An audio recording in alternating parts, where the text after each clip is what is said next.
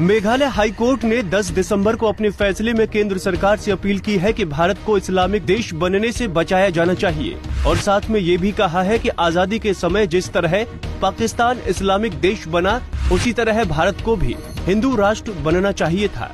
Justice Sudeep Ranjan Sen ने अमन राणा नामक एक व्यक्ति की याचिका पर सुनवाई करते हुए ये टिप्पणी की। आइए जानते हैं जस्टिस सेन ने किन किन मुद्दों पर चिंता व्यक्त की। ये एक निर्विवाद तथ्य है कि विभाजन के समय लाखों सिखों और हिंदुओं की हत्या की गई, उनके साथ अत्याचार और बलात्कार किया गया, उन्हें अपने पूर्वजों की संपत्ति छोड़ने के लिए मजबूर कर दिया गया और उन्हें अपने जीवन और इज्जत को बचाने के लिए भारत में प्रवेश करने के लिए मजबूर किया गया। विभाजन के समय पाकिस्तान ने खुद को एक इस्लामिक देश घोषित कर दिया और भारत, जो धर्म के आधार पर विभाजित हुआ था, उसे हिंदू देश घोषित किया जाना चाहिए था, लेकिन वो एक धर्मनिरपेक्ष देश बना। भारत ने खून बहाकर आजादी हासिल की और सबसे ज्यादा पीड़ित हिंदू और सिख थे, जिन्हें अपने पूर्वजों की संपत्ति, जन्म स्थान को आंसुओं और डर से छोड़ना पड़ा और हम इसे कभी नहीं भूलेंगे। हालांकि ये उल्लेख करना गलत नहीं होगा कि जब सिख आए तो उन्हें सरकार से पुनर्वास मिला, लेकिन हिंदुओं को समान व्यवहार नहीं मिला।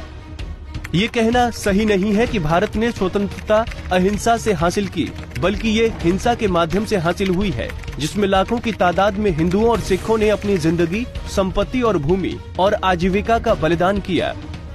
आज भी पाकिस्तान, बांग्लादेश और अफगानिस्तान में हिंदू, सिख, जैन, बौद्ध, ईसाई, पारसी, खासी, जयंती और गारो पर अत्याचार किया जाता है। उनके पास कहीं और जाने के लिए कोई जगह नहीं है और विभाजन के दौरान भारत में प्रवेश करने वाले हिंदुओं को अभी भी विदेशी माना जाता है, जो मेरी समझ में बेहद अनौपचारिक है, अवैध और प्राकृतिक न्याय के सिद्धांत के खिलाफ है। कानून लोगों के लिए बनाए जाते हैं, न कि लोगों को कानूनों के लिए बनाया जाता है। और ये भी एक तथ्य है कि कानून तभी प्रभावित हो सकते हैं जब वो इतिहास और जमीनी वास्तविकता को ध्यान में रखें। मैं ये स्पष्ट करना चाहता हूँ कि किसी को भारत को एक और इस्लामिक देश बनाने की कोशिश नहीं करनी चाहिए, अन्यथा ये भारत और दुनिया के लिए कयामत का दिन होगा। मुझे पूरा भरोसा है कि श्रीमान नरेंद्र मोदी जी के अधीन सरकार इस विषय की गंभीरता को समझेगी और उपयुक्त अनुरोध पर कदम उठाएगी और मुख्यमंत्री ममता बनर्जी भी राष्ट्रीय हितों को ध्यान में रखकर इसका समर्थन करेंगे।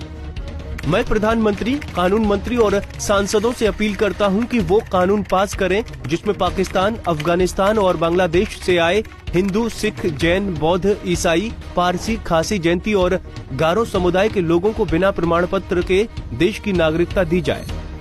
मैं उन मुस्लिम भाई और बहनों के खिलाफ नहीं हूं जो कई पीढ़ियों से भारत में रह रहे हैं, जो देश के कानून का पालन करते हैं, वो शांतिपूर्वक यहाँ रह सकते हैं। कोर्ट सरकार से आशा करती है कि वो इस अदालत के फैसले पर गौर करेगी और देश और उसके नागरिकों की रक्षा करेगी। पंजाब केसरी के लिए मनीष शर्मा की रिपोर्ट। हमसे जुड़े रहने के लिए हमारे YouTube चैनल को सब्सक्राइब करें